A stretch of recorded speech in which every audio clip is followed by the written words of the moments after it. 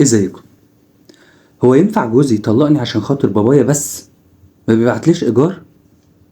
كان ليا شقه وبابا مأجرها لي، وكان كل فتره بيبعت لي الايجار ده. مره واحده قطعه وقال لي انت لازم تطلقي من جوزك، والعلم كمان انا هوزع الميراث بتاعي كله. لما اتكلمت مع جوزي وقلت له بابا هيعمل كده، قال لي خلاص نعمل له اللي هو عايزه. استغربت منه قوي مع اني وقفت قدام اهلي كلهم. للعلم انا مش من مصر، انا اتجوزت ونزلت معاه مصر رغم ان اهلي كلهم قالوا لي ان هو بيستغلك عشان خاطر مستواك، بيستغلك عشان خاطر فلوسك. بس انا افتكرت ان هو بيحبني، افتكرت ان هو ممكن انسان يبقى سند ليا، يحسسني فعلا يعني اب وام واخت. نزلت معاه مصر واتجوزت. كلمت معاه في الموضوع ده، لقيته بمنتهى السهوله بيقول لي عادي نعمله اللي هو عايزه. يعني انا مش فارقه معاه اصلا، يعني عايز يسيبني عشان خاطر ايه؟ انت خدتني ليه اصلا؟ انا متجوزه بقالي 4 سنين ودي السنه الخامسه ليا. لما اتكلمت مع عمي وقلت له ابويا ليه بيعمل كده، قال لي شرطه الوحيد ان انت لازم تطلقي من جوزك.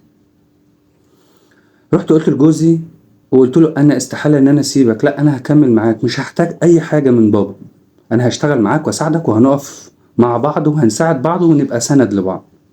الموضوع ده اتكرر تاني، وعمي كلمني وقال لي ابوكي بيوزع الميراث بتاعه وهو عايش عشان خاطر ما تاخديش اي حاجة.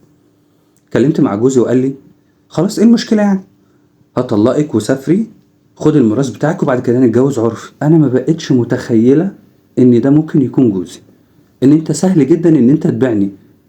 انا بعت اهلي كلهم ووقفت معاك، وفي الاخر بتقول لي اتطلقي ونتجوز عرفي. كل ده عشان خاطر ايه؟ عشان خاطر الفلوس؟ انا دلوقتي بقالي 4 سنين ربنا ما كرمنيش بخلفه، وللاسف كان نفسي يبقى عندي ذريه، بس دي حاجه بتاعت ربنا. انا مش عارفه ازاي هو انسان اناني جدا. يعني خليني اقول لك على حاجه، لما كان بيحتاج حاجات شخصية ليه كان بيستنى ان انا لازم اساعده. بقاله فترة دلوقتي هو مش شغال، كان معتمد عليا.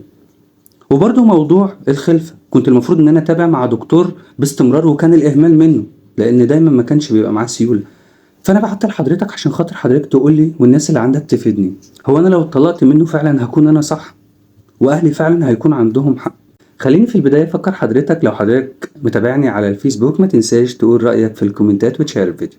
اما لو حضرتك بتتفرج عليا من اليوتيوب فما تنساش تشترك في القناة وتفعل زر الجرس.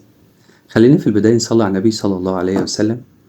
للأسف الغلط كان منك من البداية، لأن انت ما قدرتيش تختاري الشخص الصح.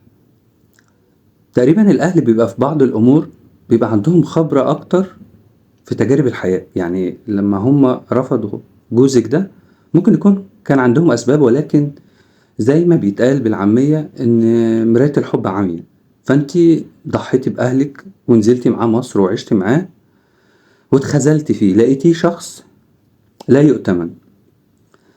طبعا أنا شايف من وجهة نظري إن هو رقم واحد، هو ما اختاركيش عشان خاطر بيحبك ولا هيكون سند ليكي ولا يقدر يقف معاكي في أي موقف، ولا لأن هو اختار رقم واحد المادية.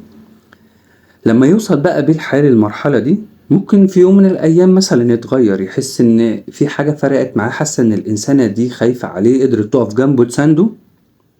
ولكن تقريبا هو اتعود منك إن انتي بتساعديه في كل حاجة، اديتوله فرص كتير وهو كانت بتجيله على طبق من ذهب زي ما بيقولوا بقى، ولا على طبق من فضة. الجزئية بقى إن يوصل بيه الحال إن هو عايز يطلقك عشان خاطر إن انتي تاخدي مراسك أو تاخدي إيجارك، وبرضه يرجع لنفس النقطة المادية.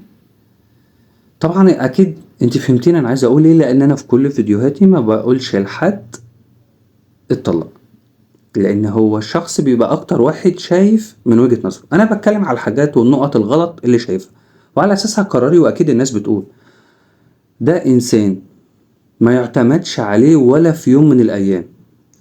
اما بالنسبة لموضوع الخلفة، طبعا اكيد انا بدعيلك ان شاء الله ربنا يرزقك بالذرية الصالحة ويعوضك الخير فيهم. جزئية والدك بقى ان هو يوزع الميراث وهو عايش، طبعا اكيد دي غلط وغلط كبير جدا. معرفش هل ده بيقولك كده تهديد عشان خاطر ترجعي له، عشان خاطر عارف ان الشخص اللي معاكي زي ما انتي مبلك على حقيقته، ولكن طبعا ربنا هو الوحيد اللي هيقدر يحاسبه على اللي هو عمله ده. طبعًا ده أكبر غلط، وأكيد طبعًا الناس هتقول رأيها في المشكلة ديّة، ولكن اللي أنا شايفه من وجهة نظري أنتِ استحملتِ كتير، وللأسف برضه ده غلطِك، وأكيد الناس هتقول رأيها في الكومنتات، وأنا بارُد على كل comment بتاع الناس، وأتمنى من حضرتِك إن أنتِ تتابعي الكومنتات بتاعة الناس.